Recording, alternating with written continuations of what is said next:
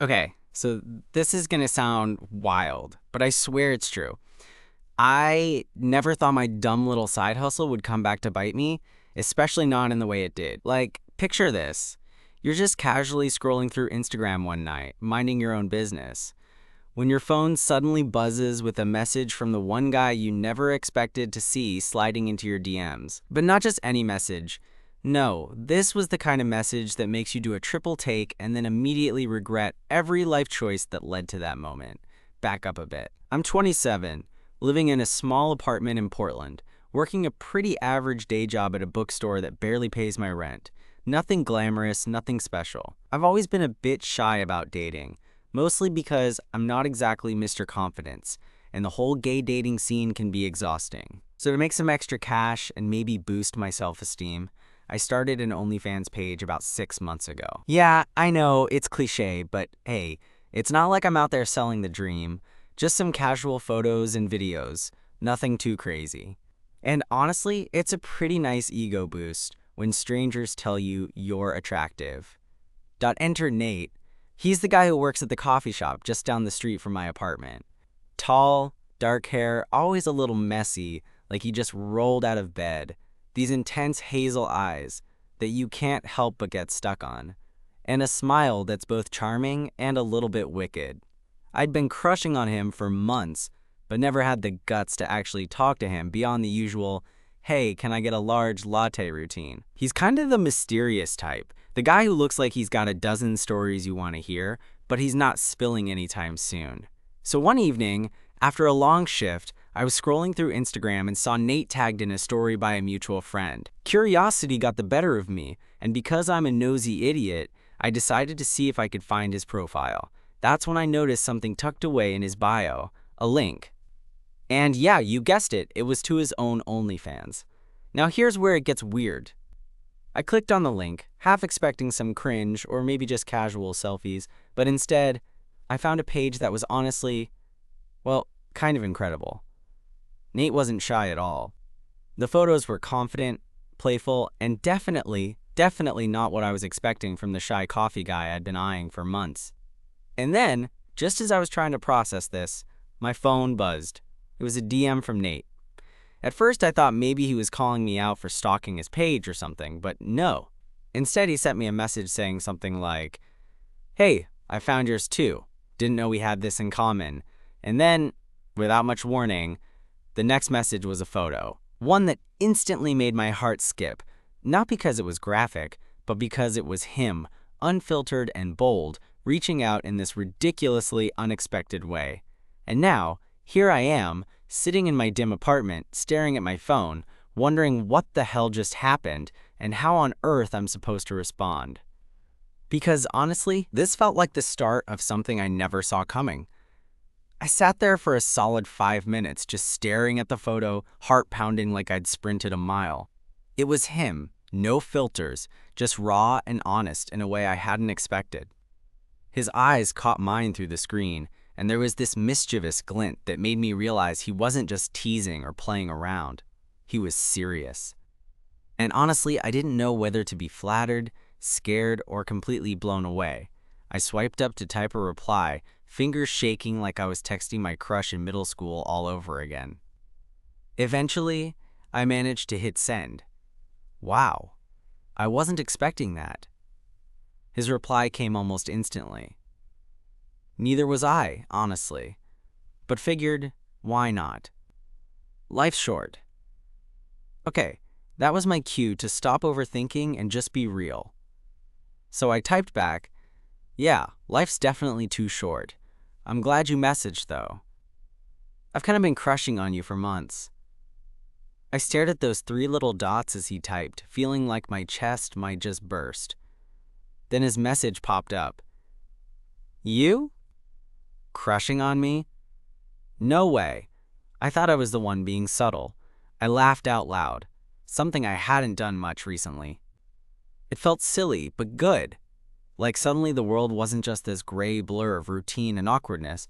We kept messaging for what felt like hours, swapping stories about why we started our OnlyFans pages, the weird comments we'd gotten, and the strange mix of confidence and insecurity that came with sharing parts of ourselves online. It was surprisingly easy to talk to him, like all the nervousness just fell away behind the glow of the phone screen. At some point, Nate suggested we meet up the next day. He said he'd grab a coffee at the bookstore after his shift, and maybe we could just hang out. I agreed, heart still doing that ridiculous stutter. The next afternoon, I was pacing nervously behind the counter, trying to act like I wasn't counting down the minutes until Nate's shift ended. When he walked in, looking casual in a hoodie and jeans, my stomach flipped. He smiled that same slightly crooked smile and said, "Hey." We started talking about everything and nothing, our favorite books, dumb movies, the weird Portland weather, but then, out of nowhere, Nate dropped, "You know, I've never really told anyone about the stuff I post. It feels like this weird secret." I nodded. Same here. It's weirdly freeing, but also makes me paranoid someone's gonna see it and judge.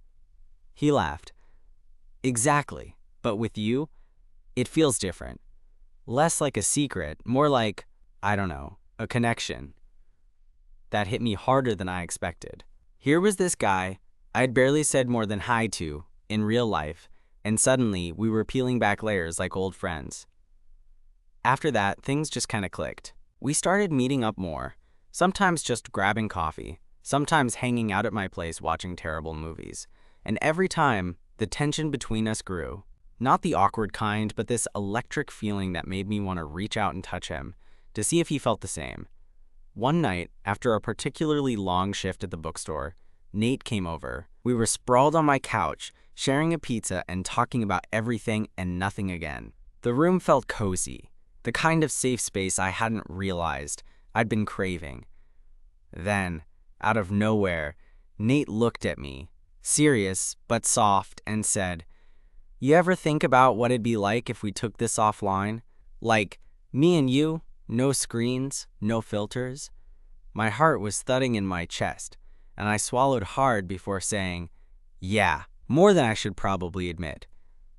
The way he smiled then, like he'd been waiting for me to say that, was something I won't forget. We just sat there, the city humming outside my window, both of us knowing that something different, something real, was starting to happen. But of course, life doesn't just hand you clarity and smooth sailing. Just as I was beginning to think maybe this could be more than a fling, something unexpected showed up in my inbox that made me question everything again. But that's a story for the next part. Because honestly, if I started telling you now, I might just lose my nerve. So a couple nights after Nate was over at my place, I was scrolling through my phone before bed, the glow from the screen lighting up my room. That's when I saw it, a new message notification from an unknown number. Honestly, I wasn't expecting anything, so I almost ignored it. But something made me open it, and there it was, a screenshot of my OnlyFans page. Not just the link or a casual peek, but a full-on screenshot showing my profile, the content I shared, everything. My heart dropped. Like, instantly.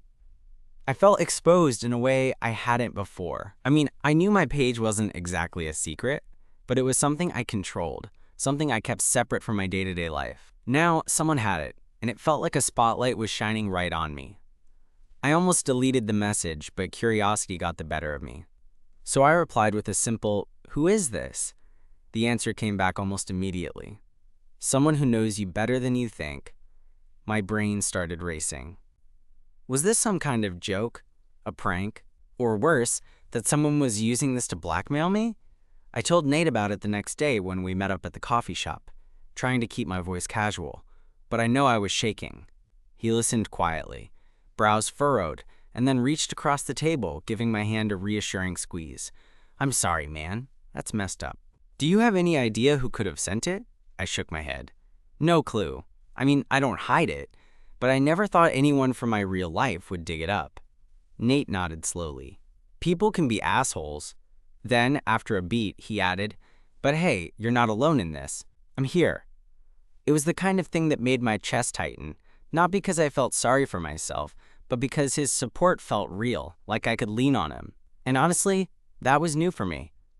Over the next few days, the weird messages kept coming, but they never crossed a line. Just little reminders that someone was watching. It was creepy, but not threatening. Still, it made me hyper-aware every time Nate and I hung out. I kept wondering if maybe the guy behind the messages was someone we both knew. One evening, after a late night shift, Nate invited me over again. I wasn't sure why at first, but when I got there, he was waiting with a bottle of whiskey and this nervous energy I hadn't seen before. We sat on the couch, the room dim except for the flickering TV. Nate took a deep breath and said, "Look, I know this whole OnlyFans thing is complicated, and I get why you're feeling exposed, but if you want, I can help. Maybe we could make a video together, something that feels safe. Like, we control the narrative." I blinked, surprised. The idea of putting myself out there like that, but with him? It was terrifying and somehow thrilling. "I don't know," I said honestly. "It's one thing to post solo, but with someone else, that's a whole different level." He smiled, that same mischievous grin I'd fallen for. "I'm not asking for forever, just a little fun. Something to remind you that your body, your choices, they're yours. And you're not alone in this." I thought about it. About the messages, the vulnerability, the awkward crush that was slowly turning into something more. And in that moment, something inside me shifted. "Okay," I said quietly, "let's do it." We spent the next few nights planning, talking about boundaries and what we felt comfortable sharing. It was surprisingly intimate, more about trust than anything else. When we finally recorded our video, it wasn't perfect or polished. It was just us, laughing, teasing, and showing sides of ourselves we didn't usually let anyone see. Afterward, I felt lighter, like I'd reclaimed some part of myself that the creepy messages had tried to steal. The best part? Nate and I kept hanging out, not just as the two guys with OnlyFans pages, but as something more. We went out for dinner, explored the city, and even introduced each other to friends. The more time we spent together, the more I realized I wasn't just crushing anymore. I was falling. But then, just when I thought things were settling into something good, that same unknown number sent me another message. This time, it wasn't a screenshot or a vague warning. It was a photo, me, in a place I didn't remember anyone being. My heart stopped. Who was this person? How did they get that photo? And what did they want? I looked at Nate, panic rising in my chest. "We need to figure out who this is, before it gets worse." He nodded, serious now. "We'll handle this, together." And yeah, I knew he meant it. Because by now, Nate wasn't just some guy the first admired from afar. He was the person I trusted, the one I wanted on my side, no matter what came next. After that message, everything felt a little off, like there was this shadow hanging over me that I couldn't shake. The photo was taken at the park near my apartment, specifically at the bench I usually sat on during lunch breaks. The thing was, I didn't remember anyone being there when I was last there. At least, no one suspicious. Nate and I spent the next day trying to piece things together. I showed him my phone, walked him through the timeline, and we brainstormed who might have access to my life like that. Friends? Coworkers? That guy I'd briefly dated last year? No one fit the bill perfectly. I could feel Nate's presence next to me, calm and steady, like a rock in the storm. Somehow, that made the whole situation less terrifying. "Maybe we should check the security cameras at the park," Nate suggested. "If someone's been watching you, maybe there's footage." I hesitated but nodded. It felt invasive, but at the same time, I wanted answers. So we called the city's parks department, and after some convincing, they agreed to let us review the footage from the days leading up to the photo. We met up the next morning at the park office, sitting in a tiny fluorescent-lit room as they pulled up the recordings. The footage showed people jogging, walking dogs, a couple holding hands, but as we scrolled through, a figure caught my eye. A guy wearing a hoodie, his face mostly obscured, lingering near the bench longer than usual. He wasn't doing anything overtly creepy, just sitting there looking at his phone, but the fact that he was there for hours was weird. Nate paused the video and looked at me. "Does that look like anyone you know?" I squinted. No, but the way he moved, the way he looked around, it gave me an uneasy feeling. Like he was waiting for me. We didn't want to jump to conclusions, so we took a break and went for coffee at Nate's place. Sitting across from him, the weight of the situation pressed down hard, but his eyes held this warmth that made me feel safe. "This please, miss," I said, stirring my drink. "I just want to live my life without feeling like I'm being watched." Nate nodded slowly. "Me too. But you're not alone in this, okay? We'll figure it out." It was the first time since the messages started that I felt the panic ease a little. Having him there made it bearable. We decided to change up our routines, avoid the park bench for a while, and be more cautious about what we shared online. Nate even offered to walk me to and from work some days. At first, I thought it was sweet, but also maybe a bit overprotective. But then, when we'd stroll side by side, our hands brushing, and he'd laugh at some dumb joke I made, I realized it was exactly what I needed. One night, after a late dinner at a little Thai place that had become our favorite, Nate and I were walking home. The city was quiet, the streets bathed in orange streetlight glow. "Hey," Nate said suddenly, stopping me. "Whatever this creepy stuff is, it doesn't change how I feel about you." I blinked, caught off guard. He looked at me, serious but vulnerable. "I like you. Like, more than just someone I joke with over coffee or share dumb videos with." My heart was pounding, and I realized it was the kind of moment you read about in books, but never expect to happen to you. I smiled, maybe a little shy, and said, "I like you too, Nate, more than I thought I would." He grinned, stepping closer until our shoulders touched. "Good." And then, almost on a dare, I reached out and took his hand. It felt natural, like it belonged there. From that night, things between us shifted into something deeper. We started spending more time together, not just hanging out, but really knowing each other. The creepy messages didn't stop, but with Nate by my side, they felt less like a threat and more like noise. One weekend, Nate invited me over to his place for a movie marathon. We sprawled out on his couch, wrapped in blankets, the city sounds muffled behind the windows. At one point, he paused the movie and said, "Can I tell you something?" "Always," I said, feeling the warmth spread in my chest. He took a breath. "I've never been good at this. Opening up, I mean. But with you, it feels different. Like I don't have to pretend." I nodded. "Yeah, me too." It was the most honest moment we'd had, and it made the distance between us shrink. But just as I was starting to imagine what this could become, that same sense of unease crept back in. One evening, I got a text from the unknown number again. This time, it wasn't a photo or a screenshot. It was just 2 words.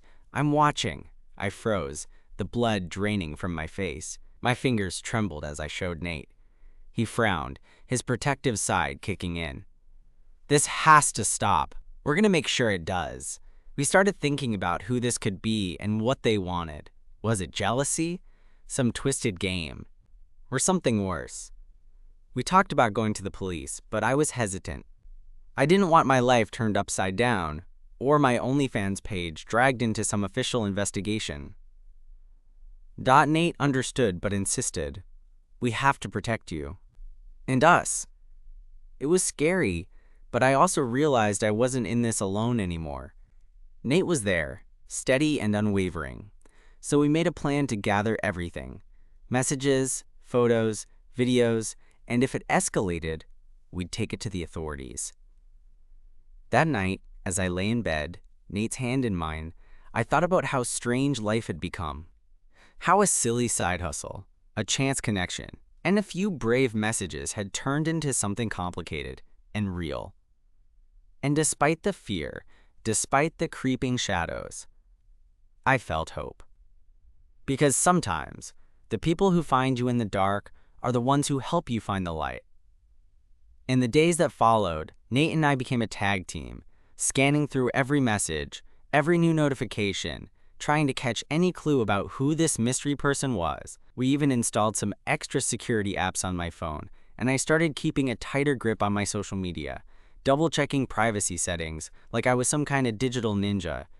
Despite all that, the messages didn't stop. They became more frequent, sometimes just random words or emojis, other times creepy little threats disguised as jokes. It was exhausting. I could feel the weight of it pressing on me, especially on days I saw Nate looking just as worn out. One evening, Nate suggested we take a break from all the paranoia and do something normal, like a real date. No phones, no screens. We went to this little jazz bar tucked away in a side street, the kind of place with dim lighting and that old smoky feel. We sat close, sharing a bottle of wine, the music wrapping around us like a warm blanket. For the first time in weeks, I felt a little bit of normalcy settle around us. At one point, Nate reached across the table, fingers brushing mine, and I caught his eye. "I don't want this mess to define us," he said softly. "I want to remember us like this." I smiled, squeezing his hand. Me too. But even in that cozy bubble, the back of my mind was always alert, waiting for the next ping, the next sign that the watcher was still out there. Later that night, as Nate walked me to my door, we shared a quiet moment, that kind of charged silence where words feel unnecessary. When he leaned in for a kiss, it was soft and real, like a promise.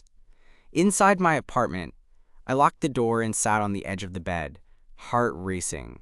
And then my phone buzzed. I stared at the screen. No name, just that same unknown number. The message? A simple video. Hesitantly, I pressed play. It was footage from inside my apartment.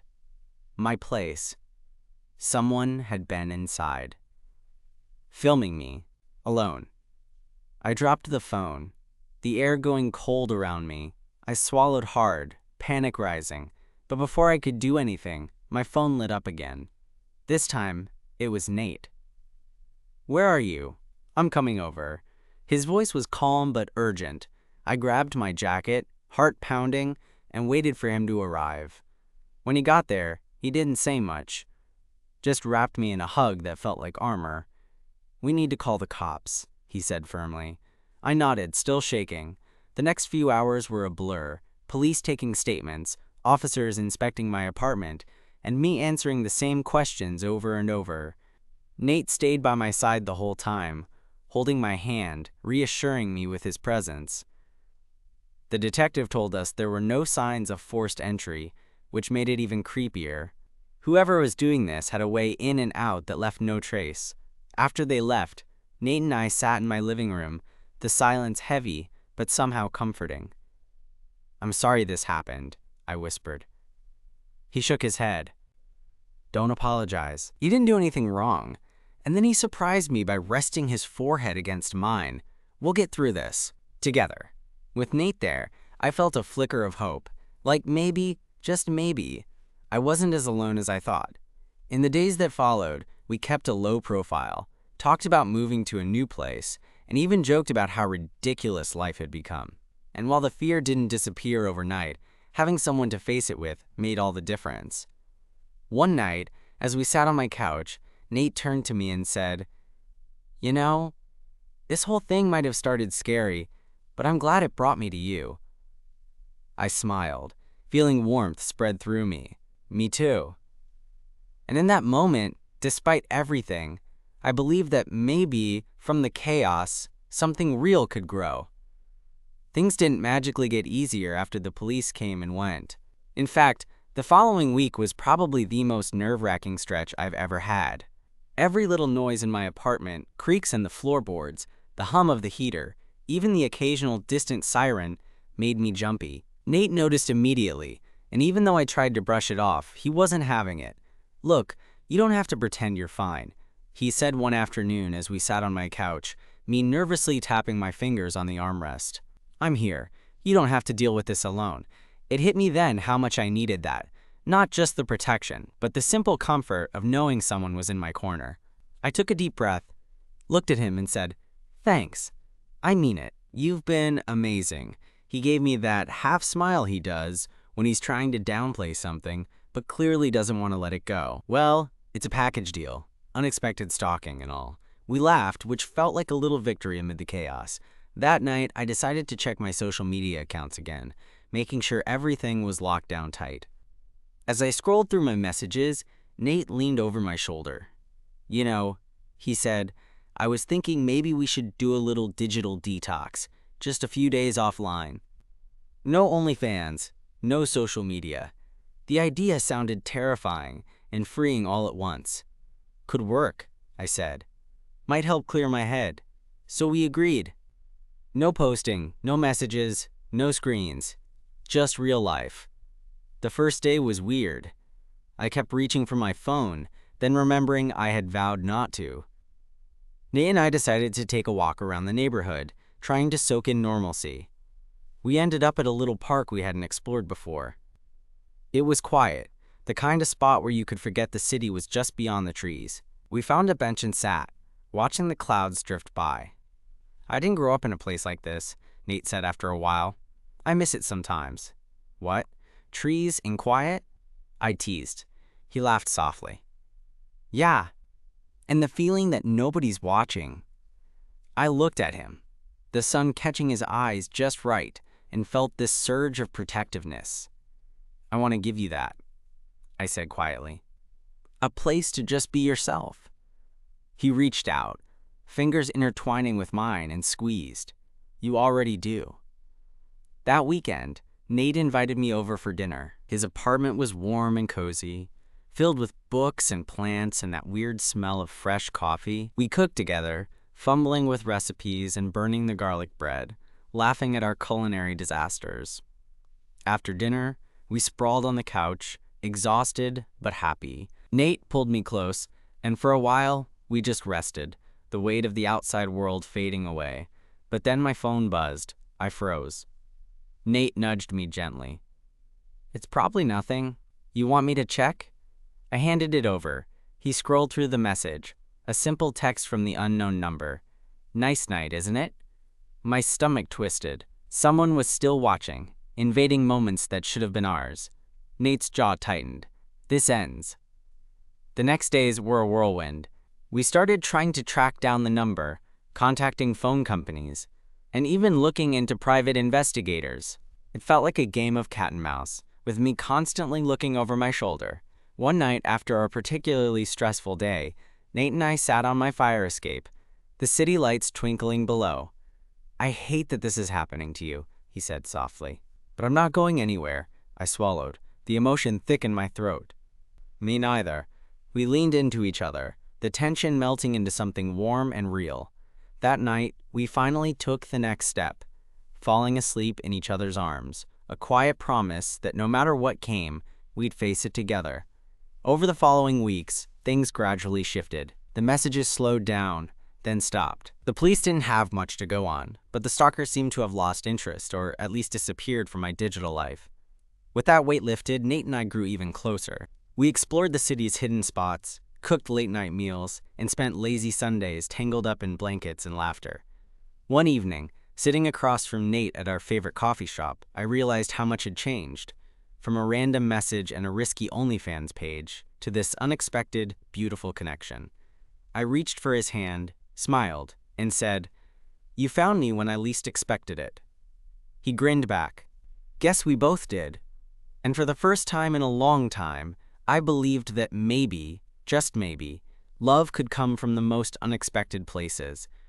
And that sometimes the bravest thing you can do is let someone in. It's funny how life works out sometimes. Just when I thought I was spiraling into paranoia and fear, something, or someone, pulled me back. Nate. He became my anchor in the chaos, the steady hand that reminded me I wasn't alone, even when everything felt upside down. In the months after the messages stopped, we settled into a rhythm that felt real. Not perfect, not glamorous, but honest and comforting. We'd spend lazy mornings drinking coffee on my tiny balcony, sharing playlists and dreams. We learned each other's quirks, the way Nate always hums when he's thinking, how I'm a terrible cook but a voracious eater. One night, after a dinner that ended in burnt roasted vegetables and laughter, Nate looked at me with that familiar glint in his eye and said, "You know, I never thought a random message would lead to this." I smiled, squeezing his hand. Neither did I. But I'm glad it did. The whole ordeal, the creepy messages, the invasion of privacy, didn't break us. If anything, it made what we had stronger. We chose to build something grounded in trust, vulnerability, and a little bit of humor to keep us sane. Looking back, My OnlyFans page was never just about the content or the side hustle. It was a lens into who I was, flaws and all. And when Nate found it, and then me, it wasn't about judgment or shame. It was about connection. Two people being brave enough to share their true selves, even when it's scary. I think that's the lesson I carry with me now. Vulnerability isn't weakness. It's the foundation for something real. Sometimes love sneaks up on you in the messiest, most unexpected ways. It doesn't always come wrapped in grand gestures or perfect timing. Sometimes it's a message from a stranger who turns into your closest friend. Sometimes it's a simple hey that turns into a lifetime. And for me, that's exactly how it happened.